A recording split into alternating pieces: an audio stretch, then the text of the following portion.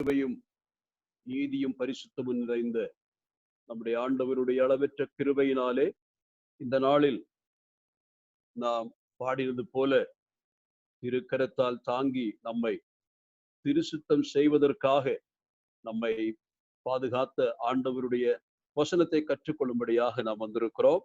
மறுபடியும் ஒரு புதன்கிழமையில இவ்விதமாய் ஒரு வாய்ப்பை கர்த்தர் கொடுத்ததற்காக தேவனை ஸ்தோத்திரிக்கிறேன். பல நாட்களாக நாம் ஒருவர் நேரில் பார்த்து ஆனாலும் கூட தேவாவியானவர் நமக்கு ஒற்றுமையின் ஒரு எண்ணத்தை தந்து ஆண்டவருடைய வசனத்தை கற்றுக்கொள்வதற்காக நாம் ஒருமித்து அமர்ந்திருக்கிறோம். ஆகவே தேவனுடைய வார்த்தைகள் முழுமையாக உங்களுடைய இதயத்திற்கு சென்றடையவும், அதை போல தேவையில்லாத இந்த வார்த்தையும் நான் என் வாயில வராதபடிக்கும் தேவன் என்ன விரும்புகிறாரோ அதே வார்த்தைகள் ஆண்டவருடைய கர்த்தருடைய பிள்ளை இதயத்திற்கு சென்றடையத்தக்கதாக நாம் ஜெபத்தோடு கூட கர்த்தருடைய வசனத்திற்கு நேராக திரும்புவோம். நாம் ஓசியாவின் புத்தகத்தை வாசித்துக் கொண்டு தியானித்துக் கொண்டு வருகிறோம். இந்த நாளிலே நாம் 5ஆம் அதிகாரத்தினுடைய பகுதிகளை இன்றைக்கு பார்க்க போகிறோம். நேற்றைய தினத்தில் போன வாரத்திலே ஓசியாவின் புத்தகம் 5ஆம் அதிகாரம் 1 முதல் ஏறத்தாழ அதனுடைய 4 வசனங்களை முழுமையாக நாம் பார்த்து முடித்தோம். ஆகவே அந்த பகுதி நின்று கர்த்தர் நம்மோடு கூட பேசின வார்த்தைகள் நாம் நினைவு கூறுவோம். அவ்விடத்திலே நாம் வாசித்த வசனத்திலே முதலாவதாக ஆசாரியர்களும் ராஜாவின் வீட்டார் அவர்களுக்கு நேராக கர்த்தர் சொல்லுகிற வார்த்தைகளை நாம் கவனித்தோம். அவர்கள் என்ன செய்தார்கள் என்பதை குறித்து பார்த்தோம். ஆசாரியர்களும் ராஜாக்களும் தெய்வ ஜனத்தை கண்ணீரின்றும் பலையினின்றும் விடுவித்து தெய்வ வழிகளிலே அவர்களை நடத்த வேண்டியவர்கள். அவர்களே ஜனங்களுக்கு கண்ணி வைத்து வலை விரித்து அவர்களுடைய பிராணனை அழிக்கிற கூட்டமாய் மாறினதை குறித்து சிந்தித்தோம். ஆகவே அதற்கான தண்டனையையும் கர்த்தர் கூறிவிட்டதை நாம் சிந்தித்தோம். ஆகவே தொடர்ந்து இப்பொழுது நாம் 5ஆம் வசனத்தினின்று 15ஆம் வசனம் வரைக்கும் வாசிக்க வேண்டும். ஆனாலும் முதலாவதாக 5ஆம் வசனத்தினின்று 9ஆம் வசனம் வரைக்கும் நான் வாசிக்கிறேன். ஓசியா 5:5 முடிய. ஹோசேயா சாப்டர் 5 verses 5 to 9. இஸ்ரவேலின் அகந்தை அவர்கள் முகத்துக்கு முன்பாக சாட்சியிடுகிறது. ஆகையால் இஸ்ரவேலும் எப்ராயீமும் தங்கள் அக்கிரமத்தினால் இடருண்டு வீழ்வார்கள். அவர்களோட யூதாவும் இடருண்டு விழுவார். அவர்கள் கர்த்தரை தேடும்படி தங்கள் ஆடுகளோடும் தங்கள் மாடுகளோடும் போவார்கள். அவரை காண மாட்டார்கள். அவர் அவர்களை விட்டு விலகிறார். கர்த்தருக்கு விரோதமாக துரோகம் பண்ணினார்கள். அந்நிய பிள்ளைகளை பெற்றார்கள். இப்போதும் 1 மாதத்துக்குள்ளாக அவர்கள் தங்கள் பங்குகளோட பட்சிக்கப்படுவார்கள். கிபியாவிலே எக்காலத்தையும் ராமாவிலே பூரிகையையும் ஊதுங்கள். பெத்தாவேனிலே கதறுங்கள். பென்யாமீனே, உன்னை பின்தொடர்கிறார்கள். தண்டிப்பின் நாளிலே எப்பிராயீம் பாழாவார். நிச்சயமாய் வரப்போகிறதை இஸ்ரவேலின் கோத்திரங்களுக்குள்ளே அறிவிக்கிறேன். கர்த்தரது வார்த்தைகளை இந்த நாளில் நமக்கு ஆசீர்வதித்து கொடுப்பாராக. இப்பொழுது நாம் 5ஆம் வசனம் துவக்கி 9ஆம் வசனம் வரைக்குள்ள பகுதிகளை தியானிக்க போகிறோம். இந்த பகுதியிலே முக்கியமாய் சொல்லப்படுகிற விஷயம் pride and its punishment. அகந்தையும் அகந்தைக்கான தண்டனையும். arrogance or pride, it will be surely punished. நிச்சயமாக அகந்தை என்னும் பாவம் தண்டிக்கப்படும் என்று கர்த்தர் இங்கு ஞாபகப்படுத்துகிறார். இந்த 5ஆம் வசனத்திலே அகந்தை அவர்கள் முகத்துக்கு முன்பாக சாட்சியிடுகிறது. ஆகையால் இஸ்ரவேலும் எப்ராயீமும் தங்கள் அக்கிரமத்தினால் இடருண்டு விழுவார்கள். அவர்களோட யூதாவும் இடருண்டு விழுவார். முதலாவதாக ஆண்டவர் இப்பொழுது சொல்ல ஆரம்பிக்கிற விஷயம், இந்த எப்ராயீமியருடைய பெருமையை குறித்து கர்த்தர் பேசுகிறார். அகந்தையை குறித்து பேசுகிறார். அகந்தையை குறித்து பேசுகிற அதே வசனத்திலே அவர்களுடைய வீழ்ச்சியை குறித்து பேசுகிறார். அகந்தையை குறித்து சொல்லுகிற அதே வசனத்திலே அவர்களுடைய வீழ்ச்சியை குறித்து வாசிக்கிறோம். The same verse that mentions about the pride and arrogance of the people of Israel, there in the same verse God tells about the punishment or their falling. அவர்கள் விழுவார்கள் என்று சொல்லுகிறார். ஆகவே அகந்தையும் அதை போல வீழ்ச்சியும் ஒன்றையொன்று பிரிக்க முடியாதது என்பதை நாம் அறிந்திருக்கிறோம். நான் வாசிக்கிற இன்னொரு வசனம் 7ஆம் அதிகாரம் 10ஆம் வசனம், the same book, Hosea chapter 7 verse 10. அங்கே நான் வாசிக்கும் பொழுது, இஸ்ரவேலின் அகந்தை அவர்கள் முகத்துக்கு முன்பாக சாட்சியிட்டாலும் அவர்கள் தங்கள் தேவனாகிய கர்த்தரிடத்தில் திரும்பாமலும் இவை எல்லாவற்றிலும் அவரை தேடாமலும் இருக்கிறார்கள். அவர்களுடைய அகந்தை அவர்களுடைய முகத்திற்கு முன்பாக சாட்சியிட்டாலும் என்று வாசிக்கிறோம். அப்படியானால் அவர்களுடைய அகந்தை என்ற அந்த துர்க்குணம் அவர்களுக்கு நேராக இப்பொழுது சாட்சியாய் நிற்கிறது என்று பொருள். This pride has become a legal witness against themselves. அவருடைய அகந்தை, அவருடைய pride இன்றைக்கு தேவன் அவர்களை தண்டிப்பதற்கான ஒரு லீகல் விட்னஸ் ஆக அல்லது தண்டிப்பதற்கு சாட்சி சொல்லுகிறதாக இருக்கிறது. God can now punish these people because their pride is witnessing against them. இதுதான் இந்த வசனத்திலே நான் வாசித்தோம். ஆகவே இந்த அகந்தை என்பதை குறித்து நாம் பலமுறை சிந்தித்திருக்கிறோம். இது நம்முடைய தியான பொருளாக பல சமயத்தில் நாம் சிந்தித்திருக்கிறோம். ஆனாலும் இந்த சந்தர்ப்பத்திலே அகந்தையும் அகந்தையினுடைய விளைவுகளும் அதை நாம் சிந்திக்க வேண்டியதாக இருக்கிறது. அகந்தையினுடைய விளைவை குறித்து சொல்லுகிற அருமையான ஒரு வசனம் நீதிமொழிகளில் இருக்கிறது. Proverbs 16:18. அங்கே நான் வாசிக்கும் பொழுது, அழிவுக்கு முன்னானது அகந்தை என்று சொன்னால், pride goeth before destruction and haughty spirit before a fall என்று வாசிக்கிறோம். There is a destruction and a fall immediately after the sin called pride and arrogance. ஆகவே தேவனால் தண்டிக்க இயலாத, அதாவது ஒருவேளை தேவனால் தண்டியாமல் இருக்க முடியுதா ஒரு பாவம் என்று சொன்னால் அது அகந்தை என்பதை நாம் அறிந்திருக்கிறோம். இந்த அகந்தையினுடைய விளைவுகளை குறித்து பின்னால் நாம் வாசிக்கிறோம். ஒரு வசனத்தை கூட நான் வாசித்து காண்பிக்கிறேன். எப்ராயிமியருடைய அகந்தையை குறித்துள்ள கர்த்தருடைய அந்த வேதனையும் அவருடைய வெறுப்பு வெளிப்படுத்துகிற ஒரு வேதமாகும் ஐசையா சாப்டர் 28:1-3. Isaiah chapter 28:1-3. அதை இங்கிலீஷ்ல கொஞ்சம் யாராக வாசித்த நலமாயிருக்கும். நான் அதை தமிழ் பார்த்துக் கொள்ளுகிறேன். Isaiah 28:1-3. Woe to the crown of pride, to the drunkardness of Ephraim, whose glorious beauty is a fading flower, which are on the head of the fat valleys of them that are overcome with wine. Behold, the Lord hath a mighty and a strong one, which as a tempest of hail and a destroying storm, as a flood of mighty waters overflowing, shall cast down to the earth with the hand. The crown of pride, the drunkards of Ephraim shall be trodden under feet. Thank you. இவ்விடத்திலே வாசித்த வசனம் உங்களுக்கு புரிந்து நினைக்கிறேன்.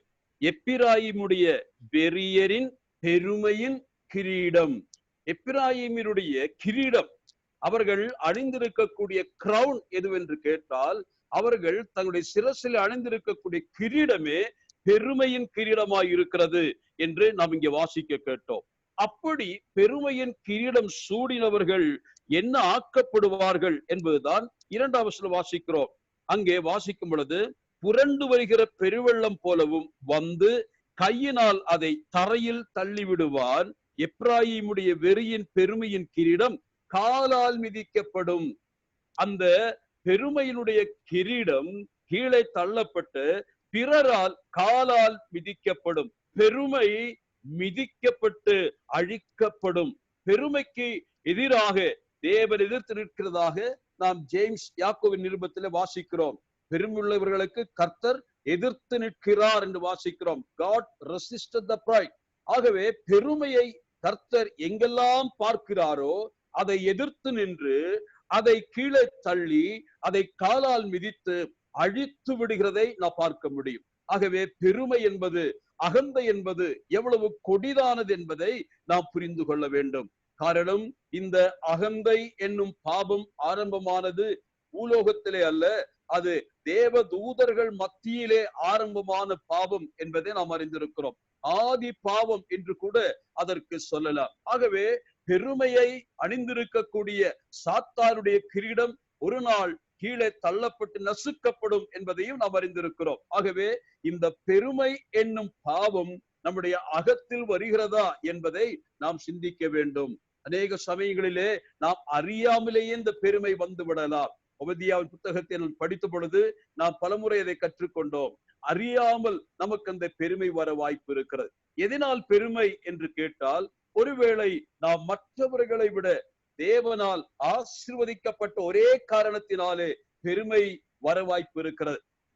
ஏதோமியர்களை குறித்து சிந்திக்கும் பொழுது, ஏதோமியர்கள் அவர்கள் அதிகமான ஆசீர்வாதங்களை பெற்றவர்கள். காரணம், தேவன் அவர்களுக்கு ஒரு இருப்பிடத்தை கொடுத்தார் என்று சொன்னால், சேயீர் மலை நாட்டை ஏதோமிய சந்ததிகளுக்கு ஆண்டவர் நான் கொடுத்திருக்கிறேன். ஆண்டவர் சொல்லுகிறார், I have given them the Mount Seir as an inheritance for the sons of Esau. ஆகவே தேவன் அதை கொடுத்தார். அவர் சேயீர் மலைநாட்டை தெரிந்து கொண்டார். அந்த சேயீர் மலைநாடு என்று சொன்னால் அது செங்குத்தான மலைகள், பர்வதங்கள் நிறைந்த ஒரு நாடு. அதிகமான கிளிஃப், அதாவது மிகப்பெரிய கொடுமுடிகள் நிறைந்த ஒரு மலை என்று சொல்லலாம். அது ஒரு ராக்காக இருந்ததாக பார்க்க முடியும். ஆகவே அவர்கள் அதில் குடியிருந்த காரணத்தினாலே மற்றவர்களை விட நாங்கள் பாதுகாக்கப்பட்டவர்கள், எங்களை யாரும் ஒன்றும் செய்ய முடியாது, நாங்கள் இப்பொழுது யாரை சார்ந்து கொள்ள வேண்டிய அவசியம் இல்லை, we are now become independent of others, எங்களுக்கு யாருடைய உதவியும் தேவையில்லை. அப்படி ஒரு செல்ஃப் சஃபிஷியன்சி வரும் பொழுதுதான் பெருமை உதயமாகிறதை பார்க்க முடியும். எனக்கு யாரும் தேவையில்லை, I am self-sufficient, I am self-content. ஆகவே எனக்கு எதுவும் தேவையில்லை. அது ஒருவேளை நமக்கு தேவையான பண வசதிகளாக இருக்கலாம், அல்லது கல்வி வசதிகளாக இருக்கலாம். இவருடைய ஒபதியாவின் புத்தகத்தில் ஏதோமியர்களை வாசிக்கும் பொழுது அவர்கள் ஐஸ்வர்ய சம்பன்னர்களாய் இருந்தார்கள். 2, அவர்கள் ஞானவான்களாய் இருந்தார்கள். 3, அவர்கள் வீர பராக்கிரமசாலிகளாய் இருந்தார்கள். They got mental power, military power, money power, இதெல்லாம் அவர்கள் வைத்திருந்தார்கள். ஆனால் அவர்கள் தவறாக நினைத்தது என்னவென்றால், இவை எல்லாம் அவர்களால் வந்தது, தங்களுடைய சொந்த உழைப்பால் வந்தது என்று கொடுத்தவரை மறந்தார்கள். எப்பொழுதெல்லாம் தானங்களை நாம் மறந்து அல்லது தாதாவை தந்தவரையும் மறக்கும் பொழுதுதான் நாம் சுயமாக நமக்குள் பெருமை வளர்கிறதை பார்க்க முடியும். ஆகவே இந்த பெருமை லூசிபரில் இருந்து ஆதாம் வழியாக சகல மனித குலத்திற்குள்ளும் பரவி இருக்கிறதை பார்க்க முடியும். ஆகவே என்னுடைய உள்ளத்தில் பெருமை உண்டோ இல்லையா என்பதை நான் தான் பார்த்து கொள்ள வேண்டும். பெருமை வரும் பொழுதுதான் நாம் சாதாரணமாக அகங்காரிகளாய் மாறுகிறோம். ஒபதியாவின் புத்தகத்தில் ஏதோமியர்கள் இப்படி சொன்னார்கள், எங்களை யார் கீழே தள்ள முடியும், எங்களை யார் கீழே தள்ள முடியும், எங்களுக்கு இருக்கக்கூடிய பாதுகாப்பு உங்களுக்கு உண்டா, ஆகவே எங்களை யாரும் கீழே தள்ள முடியாது என்று இருதயத்தில் சொன்னார்கள். ஏதோமியர்கள் பகிரங்கமாக வாயினால் சொல்லவில்லை, இருதயத்தில் அகந்தை கொண்டார்கள். எங்களை யார் கீழே தள்ள முடியும், who can bring us down to the earth, we are safe, நாங்கள் எல்லாம் பெற்றிருக்கிறோம் என்ற நிலைமையிலே அவர்கள் இருந்தார்கள். ஆனால் அதற்கு பதில் சொன்னது மனிதர்கள் அல்ல. அது ஆச்சரியமான வார்த்தை சொல்லுகிறேன். அகந்தை இதயத்தில் உதயமாகும் பொழுது, ஒருவேளை இதயத்தில் சொல்லுகிற அகந்தைக்கு கூட மனுஷர்கள் பதில் சொல்ல முடியாது. காரணம், அவர்கள் காதிலே கேள்விப்படவில்லை. ஆனால் இதயத்தில் வந்த அகந்தையின் சொற்களை பரலோகம் கவனித்தது. அங்கே நான் வாசிக்கும் பொழுது, நான் உன்னை கீழே தள்ளுவேன், I will bring you down, இது கர்த்தருடைய வார்த்தையாக இருந்ததை நான் பார்க்க முடியும். ஆகவே அகந்தை என்பது நம்மை ஒருவேளை அறியாமல் பாதிக்கலாம். ஆகவேதான் அநேக சமயங்களிலே நாம் செக்லூடடாக இருக்க விரும்புகிறோம். யாரோடும் அதிகமாய் பழக மாட்டோம், யாரிடம் அதிகம் பேச மாட்டோம், யாரிடத்திலும் நாம் ஐக்கியம் கொள்ள மாட்டோம். காரணம், we feel we are self-sufficient and we are content.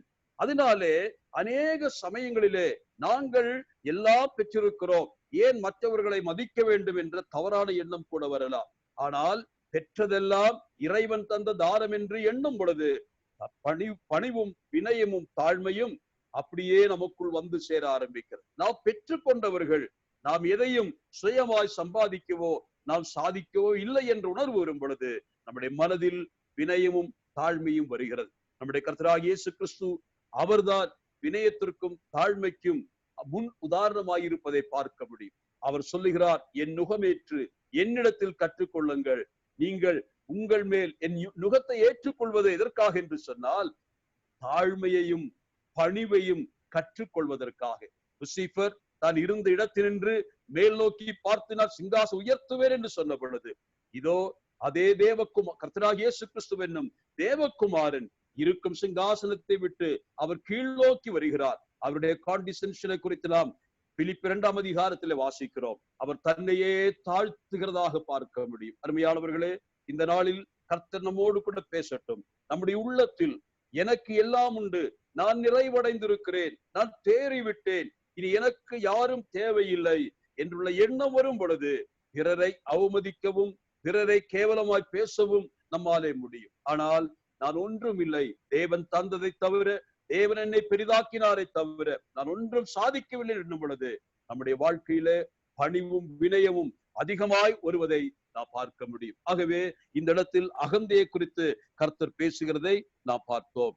அந்த 5ஆம் வசனம், இஸ்ரவேலின் அகந்தை அவர்கள் முகத்துக்கு முன்பாக சாட்சியிடுகிறது. ஆகையால் இஸ்ரவேலும் எப்ராயிமும் தங்கள் அக்கிரமத்தினால் இடருண்டு விழுவார்கள், அவர்களோட யூதாவும் இடருண்டு விழுவார்கள். பெருமை எங்கே இருக்கிறதோ அங்கே நிச்சயமாக வீழ்ச்சி உண்டு. அதைத்தான் இந்த வசனம் நமக்கு ஞாபகப்படுத்துகிறது. பிரியமானவர்களே, இந்த வீழ்ச்சிக்கு நாம் ஆளாகாதபடிக்கு தேவனுடைய சமூகத்திலே நம்மை தாழ்த்தும்படியாக, தன்னைத்தான் தாழ்த்தும்படியாக கர்த்தர் நமக்கு உதவி செய்யட்டும். ஆண்டவர் நம்மை தாழ்த்துவதற்கு இடம் கொடுக்காமல் நாமே நம்மை தாழ்த்துகிறவர்களாய் இருந்தால் நாம் நிச்சயமாய் உயர்த்தப்படுவோம், ஆசீர்வதிக்கப்படுவோம். இந்த இடத்தில் தொடர்ந்து வாசிக்கிற வசனத்திற்கு நான் வர விரும்புகிறேன்.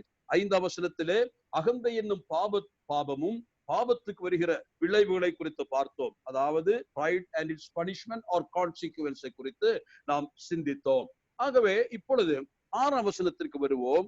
அவர்கள் கர்த்தரை தேடும்படி தங்கள் ஆடுகளோடும் தங்கள் மாடுகளோடும் போவார்கள், அவரை காண மாட்டார்கள், அவர் அவர்களை விட்டு விலகினார்.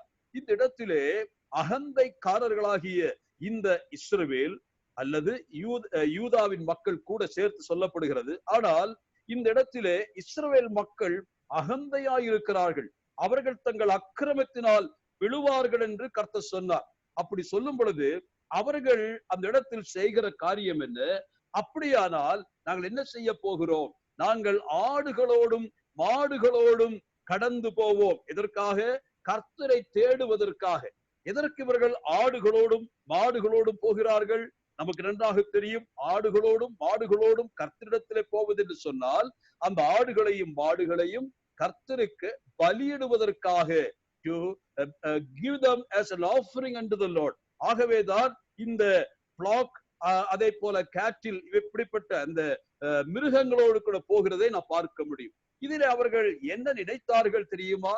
ஆண்டவருக்கு ஆடுகளும் மாடுகளும் வேண்டும் நினைத்தார்கள். ஆண்டவருடைய கோபத்தை தணிக்க வேண்டுமானால் அவருக்கு ஏதாகிலும் ஒரு காணிக்கையை செலுத்தினால் போதும். தங்களுடைய சம்பத்தினின்று, தங்கள் சம்பாதித்த சம்பாத்தியத்தினின்று கடவுளுக்கு ஏதாகிலும் கொடுத்து விட்டால், பொருளை கொடுத்தால் கர்த்தர் திருப்தியாவார் என்று அவர்கள் தப்பாக நினைத்தார்கள். அவர்கள் எதையும் கொடுக்க தயாராகிவிட்டார்கள். They are ready to offer anything except themselves. அவர்கள் எல்லாவற்றையும் கொடுக்க தயார். ஆனால் அவர்கள் தங்களை கொடுக்க முன்வரவில்லை. கர்த்தரை தேடுகிறார்கள். எதற்காக தெரியுமா? They were trying to bribe God. தேவனை லஞ்சம் கொடுத்து விலக்கி வாங்கலாம். இவ்விதமாக அவர்கள் ஆண்டவரை தேடுகிறார்கள். ஆண்டவருக்கு தேவை என்ன? கொஞ்சம் ஆடும் மாடும் தானே. ஆகவே அதை நாங்கள் கொடுத்து விடுகிறோம், ஆகவே அவருடைய கோபம் தனியும் அல்லவா என்று அவர்கள் நினைத்தார்கள். நமக்கு ஒரு வசனம் தெரியும். அதாவது Psalms 50, சங்கீதம் 50, அதனுடைய 9ஆம் வசனம் கொஞ்சம் வாசிப்போம். சங்கீதம் Psalms 50:9. உன் வீட்டிலிருந்து காளைகளையும் உன் தொழுவங்களிலிருந்து ஆட்டுக்கடாக்களையும் நான் வாங்கிக் கொள்வதில்லை. 11 12 நான் பசியாயிருந்தால் உனக்கு சொல்லேன், பூமியும் அதன் நிறைவும் என்னுடையவைகளே. நான் எருதுகளின் மாம்சம் புசித்து ஆட்டுக்கடாக்களின் ரத்தம் குடிப்பேனோ? போதும். இந்த இடத்திலே ஆண்டவர் இஸ்ரவேல் மக்களுடைய ஒரு சந்தேகத்தை தீர்க்கிறார். இஸ்ரவேல் மக்களுடைய எண்ணம் என்ன தெரியுமா? இந்த ஆண்டவர் இரத்த வெறி பிடித்தவர். இவர் ஆடு மாடுகளுடைய மாமிசத்தை விரும்புகிற தெய்வம்.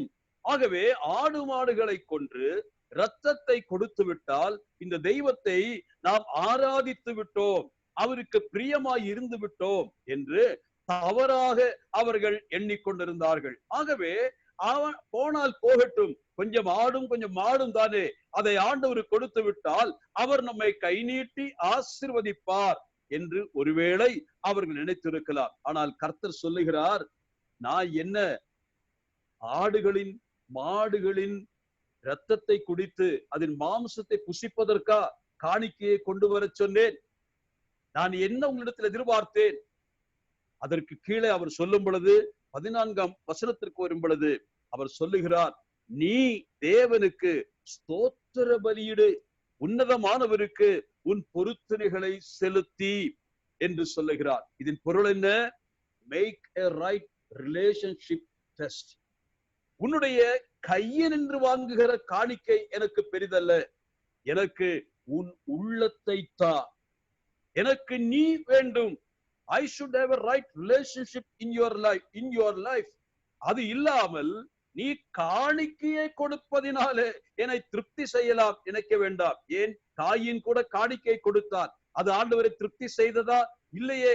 காயின் காணிக்கை கொடுத்ததினால் ஆண்டவருக்கு கோபம்தான் வந்தது என்று சொல்லலாம். ஆனால் இவர்கள் நினைத்தார்கள், ஆண்டவருக்கு வெளிப்படையான கையின் பிரயாசத்தை கொடுப்பதினால் அவரை திருப்தி செய்யலாம் என்று தப்பாக நினைத்தார்கள். ஆனால் ஸ்தோத்திர பலியிடுகிறவனைத்தான் கர்த்தர் பிரியமாய் பார்க்கிறார். அதன் பொருள் என்ன? இதயத்தின் ஆழத்தினின்று வருகிற ஸ்துதியினுடைய அந்த பலி மிருகங்களை, உதட்டின் காளைகளை ஆண்டவருக்கு கொடுப்பதையே கர்த்தர் விரும்புகிறார். இவர்கள் அகந்தையினால் சொல்லுகிறார்கள், என்ன ஆண்டவருக்கு என்ன வேண்டும், அவருக்கு என்ன கொஞ்சம் ஆடு மாடு வேண்டும் அல்லவா, அதை நாங்கள் கொடுத்து விடுகிறோம், ஏராளமாய் எங்களுடைய மந்தையிலே இருக்கிறது, எங்களுக்கு ஐஸ்வர்யம் இருக்கிறது, எங்களுக்கு ஆஸ்தி இருக்கிறது, ஆண்டவருக்கு கொடுத்தால் என்ன கொடுத்து விடுவோம் என்று அவர்கள் நினைத்தார்கள். பிரியமானவர்களே, ஆண்டவரை திருப்திப்படுத்துவதற்கு நம்மிடத்தில் இருக்கிறதை கர்த்தர் கேட்பதில்லை, அவர் நம்மை கேட்கிறார். நம்முடைய இருதயத்தை பார்க்கிற ஆண்டவர் இருதயத்தினுடைய ஆட்டிடியூடை பார்க்கிறார். He is not bothered about the activity of your hands, but the attitude inside. உள்ளே இருக்கக்கூடிய நோக்கத்தை கர்த்தர் பார்க்கிறார். இவர்கள் ஆண்டவருக்கு லஞ்சம் கொடுத்தால் ஆண்டவர் எல்லாவற்றையும் சரி செய்து விடுவார், ஆகவே அதை செய்யலாம் என்று அவர்கள் நினைத்தார்கள். பிரியமானவர்களே, இந்த இடத்தில் நாம் என்ன பார்க்கிறோம்? இது ஒரு ஃபார்ம் ஆஃப் காட்லினஸ். நாம் 2 தீமோத்தேயு 3ஆம் அதிகாரம் வாசிக்கிறது போல கடைசி காலங்களிலே மக்கள் எப்படி மாறுவார்கள் என்று வாசித்தோம். அந்த இடத்தில் வாசிக்கும் பொழுது தெய்வ சபையிலே இருக்கக்கூடியவருடைய விஷயத்தை சொல்லும் பொழுது சொல்லுகிறார், இவர்கள் என்ன செய்கிறார்கள்? தெய்வ பக்தியின் வேஷத்தை தரித்து அதன் பலனை மறுதலிக்கிறவர்களாய் இருக்கிறார்கள். They have a form of godliness but denying the power thereof என்று அந்த வசனத்திலே வாசிக்கிறோம். வெளிப்படையான சடங்குகளிலே ஆண்டவரை நாம் ஒருபோதும் திருப்தி செய்ய முடியாது. நம்முடைய அப்படிப்பட்ட காரியங்கள் கர்த்தர் அருவருக்கிறார். காரணம், God hates pretense. நடிப்பை கர்த்தர் வெறுக்கிறார், ஹிப்போக்ரசியை கர்த்தர் வெறுக்கிறார், நம்முடைய கபடத்தையும் களங்கத்தையும் கர்த்தர் வெறுக்கிறார். வெளியே இருக்கக்கூடிய தோற்றம் அல்ல கர்த்தர் பார்க்கிறார். வெளியேயும் சரியா இருக்க வேண்டும், ஆனால் அது உள்ளத்தினின்று வருகிற ஒரு எண்ணமாய் அல்லது தோற்றமாய் இருக்க வேண்டும் என்று கர்த்தர் விரும்புகிறார். ஆகவே இவர்கள் தங்களுடைய ஆண்டவரை திருப்தி செய்ய வேண்டும் என்ற எண்ணத்தில் அல்ல, அவருக்கு ஏதாகிலும் கொடுத்தால் சரி, அவருடைய கணக்கு செட்டில் பண்ணிவிடலாம் நினைத்தார்கள். ஆனால் கர்த்தர் அதை என்ன செய்கிறார்? அவர்கள் தேடுகிறார்கள். அவர்கள் ஆட்டையும் மாட்டையும் அழைத்துக் கொண்டு பரிவாரமாக அவர்கள் ஆண்டவரை தேடி போகிறார்கள். ஆனால் இதை வாங்குவதற்கு, இதை கை நீட்டி வாங்குவதற்கு கர்த்தர் விரும்பல. கர்த்தர் என்ன செய்தார்? நான் வாசித்த வசனத்திலே அவர்கள் போவார்கள், அவரை காண மாட்டார்கள், அவர் அவர்களை விட்டு விலகினார் என்று வாசிக்கிறோம். இதை வாங்குவதற்கு உங்களுடைய உலக பொருளினின்று உங்களுடைய அகந்தையினாலே கர்த்தருக்கு கொடுக்கக்கூடிய எந்த ஒரு காணிக்கையும் வாங்குவதற்கு கடவுள் ஆண்டவர் ஒரு பிச்சைக்காரன் அல்ல, அவர் அங்கே நிற்க மாட்டார். அப்படிப்பட்ட ஆராதனையை பார்க்கும் பொழுது அருவருத்து தூரம் போகிறவராய் நம்முடைய ஆண்டவர் காணப்படுகிறார். இஸ்ரவேல் மக்கள் அதை புரிந்து கொண்டார்களோ இல்லையோ எனக்கு தெரியல. ஆண்டவரை குறித்து சொல்லும் பொழுது அவர் நீங்கள் தேடினாலும் கண்டுபிடிக்க முடியாது, நீங்கள் கரங்களால் உங்கள் காணிக்கையினால் கர்த்தரை தேடுவதனாலே பிரயோஜனம் இல்லை, உங்களுடைய உள்ளத்தால் கர்த்தரை தேடுங்கள், அப்பொழுது அவர் உங்களுக்கு தென்படுவார், அவர் நேரில் வருவார், அவர் நம்மை சந்திப்பார், நம்மை ஆசீர்வதிப்பார். ஆகவே இந்த இடத்தில் அந்த false pretence or false repentance அது அவர்கள் காண்பித்தார்கள். ஆனால் கர்த்தரதை அருவருத்ததாக நாம் பார்க்கிறோம். இப்பொழுது நாம் 7ஆம் வசனத்திற்கு வருவோம். கர்த்தருக்கு விரோதமாக துரோகம் பண்ணினார்கள், அந்நிய பிள்ளைகளை பெற்றார்கள், இப்போதும் ஒரு மாதத்துக்குள்ளாக அவர்கள் தங்கள் பங்குகளோட பட்சிக்கப்படுவார்கள்.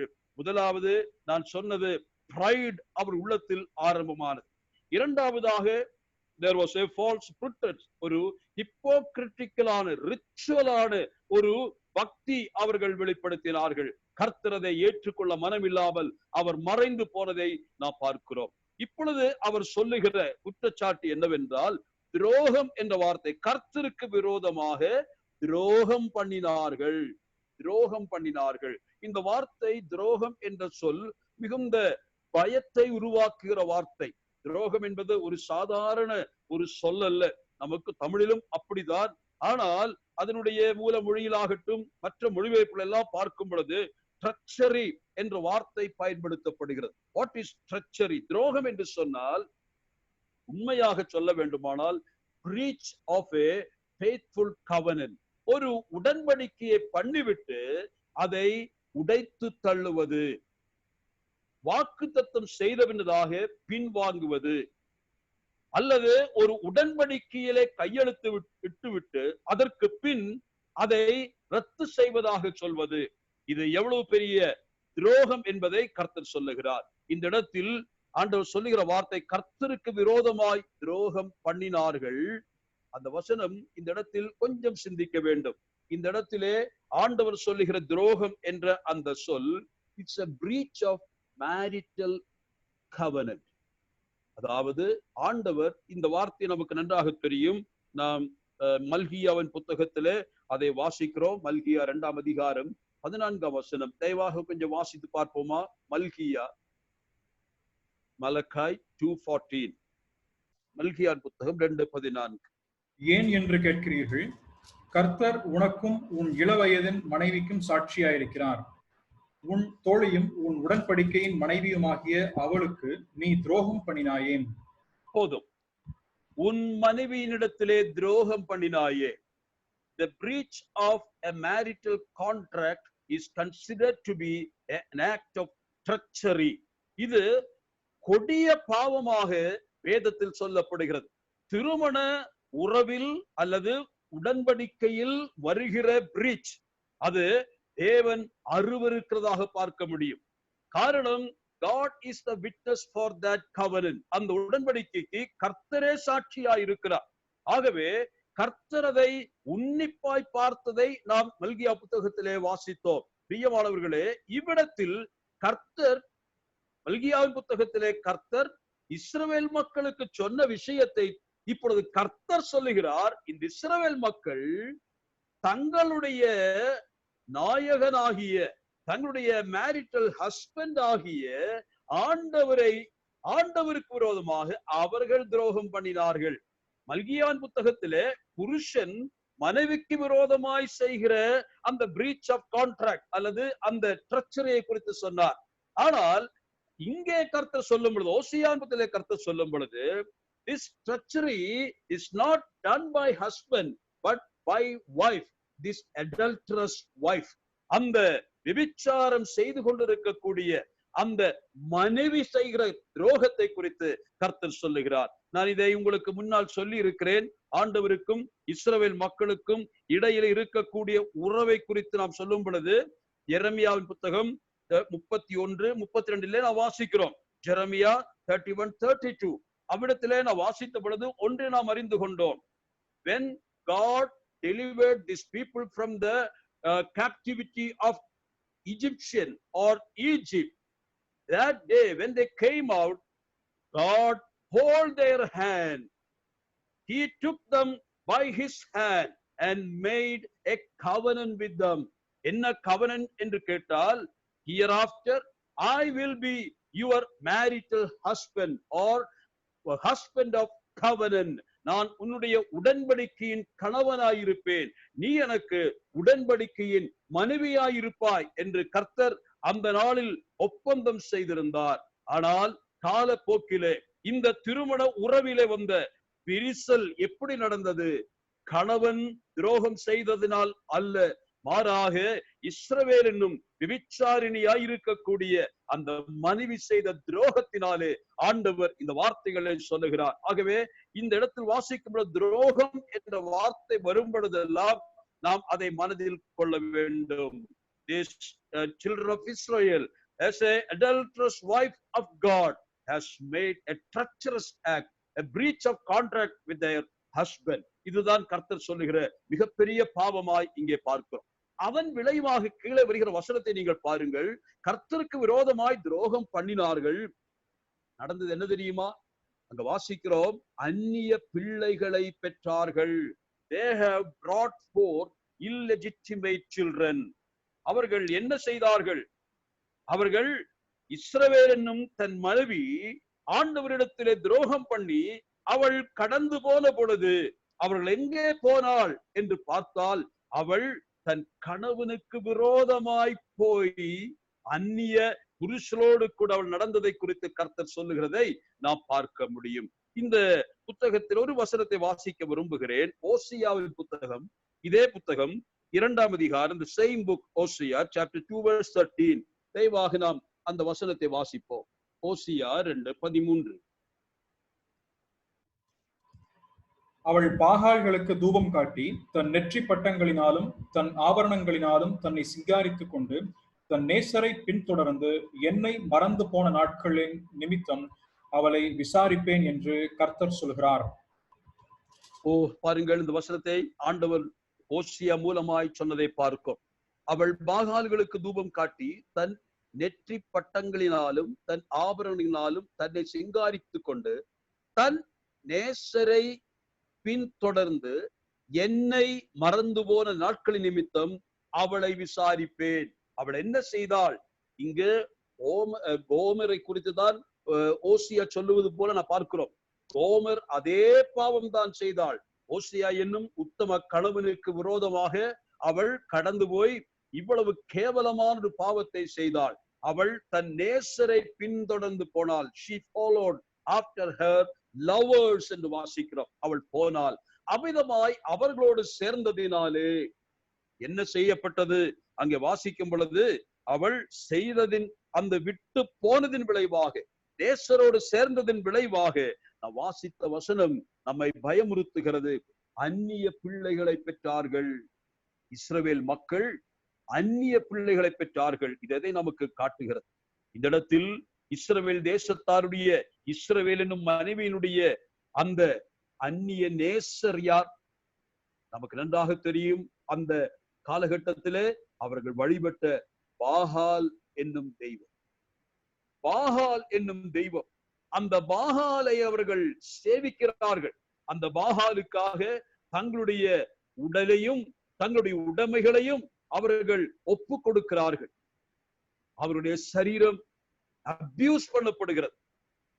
The children of Israel and the women in their community, they were abusing their body to please the God, the fertility God. பிரியமானவர்களே, இஸ்ரவேல் மக்களுடைய கொடுமையை நினைக்கும் பொழுது நாம் அதிர்ச்சிக்குள்ளாக்கப்படுகிறோம். அவர்கள் என்ன செய்தார்கள்? தெய்வத்தை விட்டு, தங்களுடைய சொந்த கணவனை விட்டு பாகாலை அவர்கள் சேவித்தார்கள். பாகால் சேவை என்பது என்னவென்று நாம் ஓரளவுக்கு அறிந்திருக்கிறோம். காரணம் அந்த பாகால் விக்கிரகத்துக்கு முன்னதாக வரும் பொழுது அந்த பாகால் அவர்தான் தேசத்திற்கும் அதை போல கற்ப பைக்கும் ஃபெர்டிலிட்டியை கொடுக்கிற தெய்வம் என்று அவர்கள் நம்பிக்கொண்டிருந்தார்கள். தேசத்தின் செழிப்புக்கும் அதை போல பிள்ளை பெறுதலுக்கும் இவரை கும்பிட்டால் நமக்கு நன்மை கிடைக்கும் என்று நம்புகிற ஒரு காலகட்டம். So there was a fertility center or fertility worship center in Israel itself. அவர்கள் அங்கே போய் அவர்கள் தங்களுடைய இனவிருத்தியை செய்ய பார்த்தார்கள். தேவன் அவர்களுக்கு கொடுக்கக்கூடிய சந்ததிகளை தவிர்த்து விட்டு அந்நியர்களால் சந்ததியை பெருக்கிக் கொள்ளுகிற மிகப்பெரிய பாவத்தை அவர்கள் செய்தார்கள் என்று வாசிக்கிறோம். அவர்கள் அதன் மூலமாய் வளமை அடையலாம் நினைத்தார்கள். தேசத்திற்கு மழையையும் பனியையும் பொழிய செய்கிற தன்னுடைய சொந்த தெய்வத்தை மறந்துவிட்டு இந்த அந்நிய தெய்வத்தை அவர்கள் நம்பி பற்றி கொண்டார்கள். அதற்காக தங்களுடைய உடைமைகளையும் உடலையும் கூட அவர்கள் கொடுத்தார்கள். அதன் விளைவாக என்ன செய்தார்கள்? பெற்றெடுத்த பிள்ளைகள் எல்லாம் ஆண்டவருடைய பார்வையில இல்லெஜிட்டிமேட் ஆர் இல்லீகல் சில்ட்ரன். அவருடைய விளைவு, அந்த பாவத்தின் விளைவு என்ன நடந்தது? மிகப்பெரிய ஒரு கான்சிக்வன்ஸை உருவாக்குறதை பார்க்க முடியும். நம்முடைய வாழ்க்கையில நாம் இதை கவனிக்க வேண்டும். யாக்கோபின் நிருபத்திலே நாம் வாசிக்கும் பொழுது யாக்கோபு சொல்லுகிற ஒரு கடினமான சொற்கள் அங்கே இருக்கிறது. அந்த வசனம் யாக்கோபின் நிருபம் 1ஆம் அதிகாரத்தினுடைய 15ஆம் வசனம் நான் நினைக்கிறேன். தயவு செய்து வாசித்து காண்பிக்கிறேன் பாருங்கள். ஜேம்ஸ் சாப்டர் 1, யாக்கோபின் நிருபம்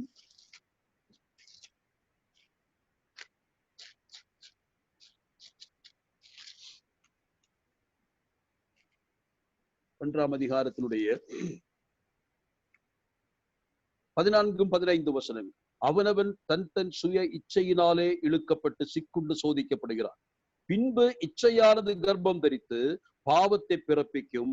பாவம் பூரணமாகும் போது மரணத்தை பிறப்பிக்கும். இவ்விடத்திலே இச்சையானது கர்ப்பம் தரித்து பாவத்தை பிறப்பிக்கும். இஸ்ரவேல் மக்கள் பாகாலோடு இணைந்ததினாலே, இச்சையின் தெய்வத்தோடு அவர்கள் தங்களை ஈடுபடுத்தி கொண்டு இணைந்ததினாலே அவர்கள் வாழ்க்கையிலே பாவம் பிறந்தது, பாவ பிள்ளைகள் பிறந்தது. அந்த பாவ பிள்ளைகள் மூலமாய் இங்கே வாசிக்கிறோம், அந்த பாவ பிள்ளைகள் பெருகும் பொழுது என்ன நடக்கும்? அங்கு மரணம் பிறக்கும். நம்முடைய வாழ்க்கையிலும் இந்த விஷயத்துல நாம் அதிக கவனமாய் இருக்க வேண்டியவர்களாய் இருக்கிறோம். நம்முடைய சரீர பாண்டங்களை பரிசுத்தமாக கர்த்தருக்கென்று பாதுகாக்க வேண்டிய பொறுப்பு நமக்கும் இருக்கிறது. கண்களினால் பார்க்கிறதல்ல, ஆனால் மனதில் எண்ணம் வரும் பொழுதே நாம் பாவம் செய்கிறதாக நம்முடைய ஆண்டவர் தம்முடைய மலைப்பிரசங்கத்திலே சொல்லி வைத்திருக்கிறார். ஆகவே நம்முடைய கண்களோடு உடன்படிக்கையை பண்ணினதாம் ஒருபோதும் அந்த உடன்படிக்கை மீறாதபடிக்கு எச்சரிக்கையாயிருக்க கர்த்தர் விரும்புகிறார். பிரியமானவர்களே, பரிசுத்தத்திற்கு நாம் அழைக்கப்பட்டிருக்கிறோம். ஆகவே இத்தகைய பாவ பிள்ளைகள் நம்முடைய வாழ்க்கையில பிறந்து விடாதபடிக்கு, அந்நிய ஒரு பிள்ளைகள் சந்ததிகள் நம்முடைய பாவத்தினாலே பிறந்து விடாதபடிக்கு நாம் மிக கவனமாய் இந்த நாட்களிலே காணப்பட வேண்டும். அங்க வாசித்த வசனத்தின் கடைசியில் 7 முடிவிலே, இப்போதும் 1 மாதத்திற்குள்ளாக அவர்கள் தங்கள் பங்குகளோட பட்சிக்கப்படுவார்கள். இந்த இடத்துல வாசிக்கும் 1 மாதம் என்று சொல்லுகிற வார்த்தை சீக்கிரமாக within 30 days என்று சொல்லுகிற கணக்கு என்று சொல்வதற்கு பதிலாக any time these children, this abominable seed will be destroyed. இந்த பாவபங்கிலமான சந்ததி அழிக்கப்படும். காரணம், திரட்சியாய் மக்கள் இருக்க வேண்டும் என்பதற்காக, அவருடைய பலத்தை பெருக்கிக் கொள்வதற்காக தேவனை சாராமல் இப்படிப்பட்ட விக்கிரகங்களை சார்ந்து வாழ்ந்த மக்கள் பெற்றெடுத்த பிள்ளைகளை ஆண்டவர் அருவருப்பாய் பார்க்கிறார். அவர்களை அழிக்கும்படியாக கர்த்தர் திட்டமிடுகிறதை பார்க்க முடியும். பிரியமானவர்களே, நம்முடைய வாழ்க்கையிலும் நாம் வாசித்த வசனத்தை யாக்கோபின் 1ஆம் அதிகாரம் வாசித்தது போல இச்சையானது கர்ப்பம் தரிக்கக்கூடிய சூழ்நிலை உண்டு. ஆகவே இச்சை நம்முடைய உள்ளத்தில் பிறக்கும் பொழுதே இச்சையை அழிக்கும்படியாக ஆவியானவருடைய உதவியை நாடுவோம். அந்த இச்சை ஒருபோதும் கர்ப்பம் தரிக்க அது காலமாக நமக்கு தெரியும். குறைந்தது 9 மாதம் என்று சொல்லலாம். அப்படி காலம் போக போக இச்சையை நாம் பாதுகாத்து வைத்தால் மனதில் எண்ணங்களிலே அதை வைத்து விட்டால் காலத்திலே அது கர்ப்பம் தரித்து அது ஃபெர்டிலிட்டியை உருவாக்கி கடைசியில பாவ பிள்ளைகளை பெற்று நம்முடைய வாழ்க்கையை நாசமாக்கிவிடும். ஆகவே இப்படிப்பட்ட ஒரு எண்ணம் இராதபடிக்கு தூய்மை மனதோடு பரிசுத்தோடு கர்த்தரை சேவிக்க கர்த்தர் நமக்கு உதவி செய்வாராக. ஓசியாவின் புத்தகத்திற்கு நாம் திரும்பி வருவோம். 5ஆம் அதிகாரத்தினுடைய 8ஆம் வசனத்திற்கு நான் வர விரும்புகிறேன். கிபியாவிலே எக்காலத்தையும் ராமாவிலே ஊரிகைகளையும் ஊதுங்கள், பெத்தாவேலிலே கதறுங்கள், பென்யாமீனே உன்னை பின்தொடர்கிறார்கள் என்று வாசிக்கிறோம். இந்த இடத்திலே ஆண்டவர் தொடர்ந்து சொல்லிக் கொண்டு வருகிறார். இங்கே அகந்தை என்னும் பாவத்தினாலே வந்த விளைவுகளைத்தான் சொல்லுகிறார். அகந்தையினாலே என்ன நினைத்தார்கள்? வசதி இருக்கிறோம், வசதி எங்களுக்கு உண்டு, ஐஸ்வர்யம் உண்டு, ஆடு மாடுகள் உண்டு, அதை ஆண்டவருக்கு கொடுத்து விட்டால் எல்லாம் சரியாகிவிடும் என்று அகந்தையினாலே அவர்கள் காணப்பட்டார்கள். இரண்டாவதாக அவர்கள் வாழ்க்கையிலே அகந்தை அவர்களை எங்கே கொண்டு போய்விட்டது?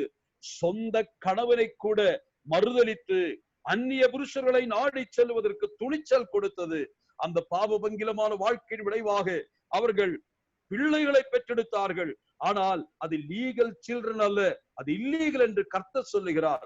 அவர்களை அழிக்க கர்த்தர் சித்தம் கொண்டார். ஒருவேளை இதனுடைய பின் விளக்கங்களை பார்க்க வேண்டுமானால் லேவியராகமம் 26ஆம் அதிகாரத்தை நீங்கள் வாசிக்க வேண்டும். அங்கு அந்த கவனன்ட் கர்ஸ் என்று சொல்லுகிற தேவனுடைய கட்டளையையும் உடன்படிக்கை மீறினால் வருகிற சாப பட்டியலிலே இதனுடைய காரியங்கள் சொல்லப்பட்டிருக்கிறது. அதே போல டியூட்ரானமி 28ஆம் அதிகாரத்திலும் அதனுடைய 62, 63 வசனங்களில வாசிக்கும் பொழுதும் இந்த விஷயங்கள் அங்கே சொல்ல ஏற்கனவே எச்சரிப்பு கொடுக்கப்பட்டிருக்கிறது. இப்படி நீங்கள் நடந்தால் இவ்விதமாய் நான் அழித்து விடுவேன், உங்கள் சந்ததியே அழிந்து போகும் என்று கர்த்தர் சொல்லுகிறார். ஆனால் இவர்கள் அதை கவனியாமல் கட்டளையை மீறி இத்தகைய கொடும் பாவத்தை செய்து குவித்தார்கள். 8ஆம் வசனம் வரும் பொழுது ஆண்டவர் இங்கே பூரிகைகளை ஊதுங்கள், பெத்தாவிலே கதறுங்கள், எக்காலத்தை ஊதுங்கள் என்று சொல்லுகிறார். கிபியாவிலே, ராமாவிலே, பெத்தாவி 3 பட்டணங்களை குறித்து கர்த்தர் சொல்லுகிறார். இந்த இடத்தில் என்ன செய்யப்பட வேண்டும்?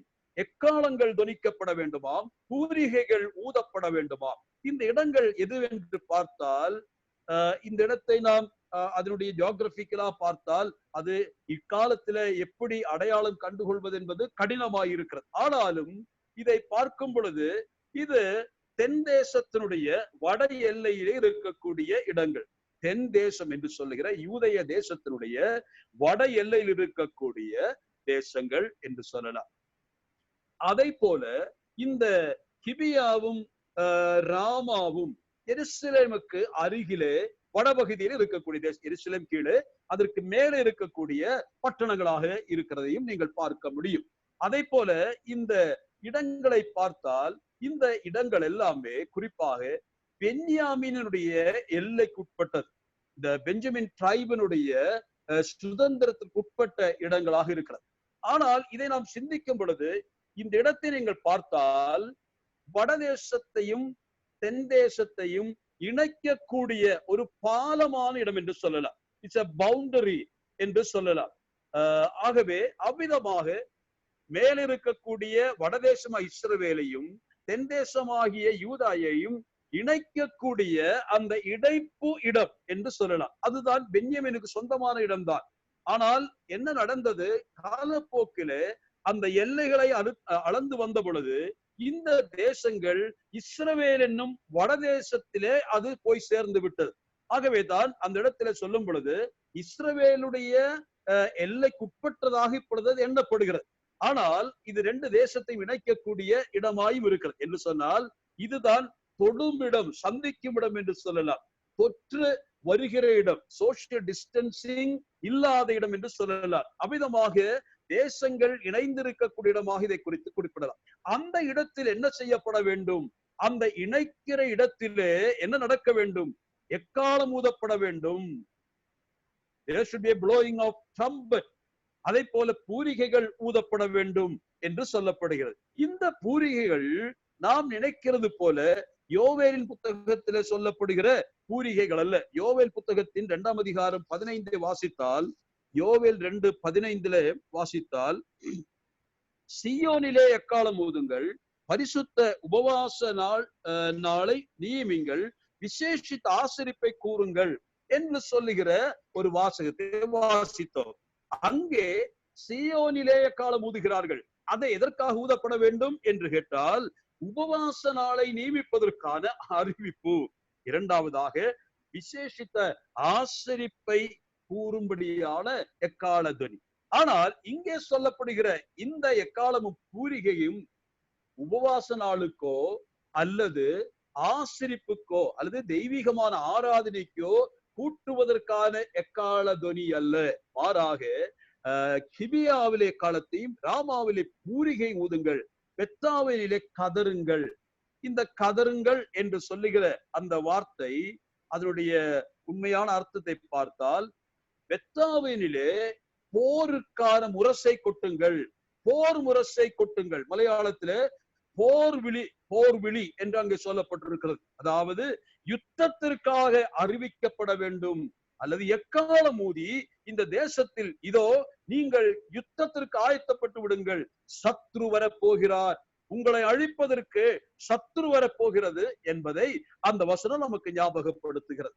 ஆகவே கடைசியிலே பென்யாமீனே உன்னை பின்தொடர்கிறார்கள் என்ற ஒரு வார்த்தை வருகிறதுனாலே இந்த தேசங்கள் எல்லாம் பென்யாமின் எல்லைக்குட்பட்டதாக இருக்கக்கூடிய இடமாக நாம் யூகிக்க முடியும். ஆனால் இந்த பென்யாமீனே உன்னை பின்தொடர்கிறார்கள் என்று சொல்லுகிற வார்த்தையினுடைய சரியான பொருள் யாருக்கும் சரியாக தெரியாது.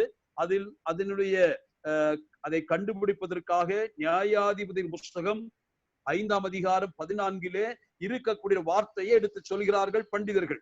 ஆனால் அந்த இடத்திலே அந்த வார்த்தை என்ன காட்டுகிறது என்று சொன்னால், அன்றைக்கு எப்ராயிமுக்கு உதவுவதற்காக பென்யாமீனும் உடன் சென்றதாக வாசிக்க முடியும். அவ்விதமாய் செபுலூனும் சென்றதாக வாசிக்க முடியும். அவ்விதமாய் சத்துருக்களை மேற்கொள்வதற்காக எப்ராயிமோடு பென்யாமீனும் பென்யாமீனோடு செபுலூனும் இணைந்து அவர்கள் மிகப்பெரிய வெற்றியை குவித்தார்கள். தெபாராவின் காலகட்டத்திலே, பாராக்கினுடைய காலகட்டத்தில் நடந்த சம்பவத்தை அங்கு சொல்லப்படுகிறது. அன்றைக்கு வெற்றி குவித்தார்கள். ஆனால் இப்பொழுது பென்யாமீனை குறித்து சொல்லும் பொழுது, பென்யாமீனே உன்னை பின்தொடர்கிறார்கள் என்று சொன்னால், பென்யாமின் தேசத்தில் உள்ள அந்த தேசங்கள் பட்டணங்களுக்கு எதிராக இப்பொழுது சத்ரு வரப்போகிறது, அது உன்னை துரத்த போகிறது, நீ இனி வெற்றி அடைய முடியாது, நீ தோற்க போகிறாய் என்று சொல்வதற்கு இந்த பென்யாமீனே உன்னை தொடர்கிறார் என்று சொன்னால், உன்னை இப்பொழுது சத்ரு தொடர்ந்து ஓட்ட போகிறது. The enemies are going to chase you away. ஒரு காலத்தில் சத்ருவை தோற்கடித்த பென்யாமீனே நீ தோற்க போகிறாய். காரணம், நீ செய்த பாவம், பெத்தாவேனிலும் கிபியாவிலும் ராமாவிலும் செய்து குவித்த பாவம் அது என்ன செய்யும்? உன்னை தோல்வியுற செய்ய போகிறது. இது கர்த்தர் சொல்லுகிற வார்த்தை. ஆகவே இது ஒரு தண்டனையான வார்த்தையாக நாம் வாசிக்க முடியும். ஆகவே 9ஆம் வசனத்திற்கு வருவோம். 9ஆம் வசனத்தில் இவ்விதமாய் வாசிக்கிறோம், தண்டிப்பின் நாளிலே எப்ராயிம் பாழாவார், நிச்சயமாய் வரப்போகிறதை இஸ்ரவேலின் கோத்திரங்களுக்குள்ளே அறிவிக்கிறேன் என்று சொல்லுகிறார். 9ஆம் வசனத்தோடு கூட நான் சொன்ன வார்த்தை, அதாவது இந்த பகுதிக்கு நான் கொடுத்த தலைப்பு pride and its punishment என்று சொன்னேன். இப்பொழுது அதனுடைய முடிவுக்கு வருகிறார். தண்டிப்பின் நாள் ஒன்று உண்டு, எப்ராயிமே தண்டிப்பின் நாள் ஒன்று உண்டு, விசாரணை நாள் ஒன்று இருக்கிறது, நடுதீர்ப்பின் நாள் ஒன்று இருக்கிறது. தேவன் எதையும் காண மாட்டார், தேவன் எதையும் கேட்க மாட்டார். ஆகவே இஷ்டம் போல் செய்வோம் என்று நாம் சங்கீதத்திலே வாசிக்கிறோம் அல்லவா? அதை போல தேவன் காண்பதில்லை, தேவன் கேட்பதில்லை என்று சொல்லி இருக்கிறவர்களே ஜாக்கிரதையாயிருங்கள் என்று கர்த்தர் இங்கே சொல்லுகிறார். நிச்சயமாய் அந்த வார்த்தையை நாம் அடிகோடிட்டுக் கொள்ள வேண்டும். இது சொல்லுகிறது ஆண்டவர். அவர் சொல்லுகிறார், அகந்தைக்கும் துரோகத்திற்கும் அதை போல இப்படிப்பட்ட கேடான காரியங்களுக்கும் தெய்வ தண்டனை வரப்போகிறது, நிச்சயமாய் வரப்போகிறதை அறிவிக்கிறேன் என்று கர்த்தர் சொல்லி நிறைவு செய்கிறதை பார்க்க முடியும். நமக்கு தெரியும், சங்கீதத்தின் புத்தகத்திலே நான் நினைக்கிறேன் 50ஆம் சங்கீதத்திலே கடைசி பாகத்திலே வசனம் இவ்விதமாய் வருகிறது. அதை வாசித்து இன்றைக்கு நான் நிறைவு செய்ய விரும்புகிறேன். சங்கீதம் 50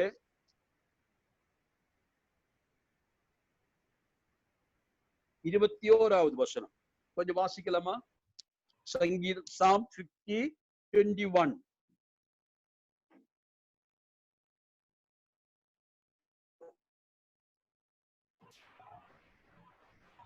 இவைகளை நீ செய்யும் போது நான் மௌனமாயிருந்தேன், உன்னை போல் நானும் இருப்பேன் என்று நினைவு கொண்டாய். ஆனாலும் நான் உன்னை கடிந்து கொண்டு அவைகளை உன் கண்களுக்கு முன்பாக ஒவ்வொன்றாக நிறுத்துவேன். 22 கூட வாசிக்கலாம். தேவனை மறக்கிறவர்களே, இதை சிந்தித்துக் கொள்ளுங்கள். இல்லாவிட்டால் நான் உங்களை பீறி போடுவேன், ஒருவரும் உங்களை விடுவிப்பதில்லை.